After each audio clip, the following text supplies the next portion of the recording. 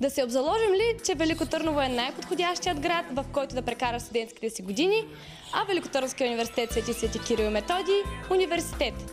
Махни го, защото обърка. Приятели, Велико Търново е град за...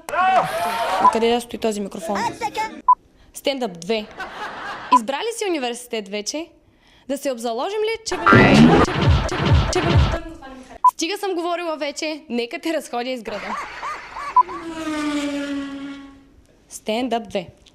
Още ли не си убеден, че старопрестолната Алма Матер е най-подходящият избор за теб, а Велико Търново – перфектното място, където да прекараш студентските си години? Gee, let me think. Sure. Сега ма снимаш, знам. Да чуеш, добре. Ко? Не. Обърках го. Стига толкова приказки. Кога? Стига толкова.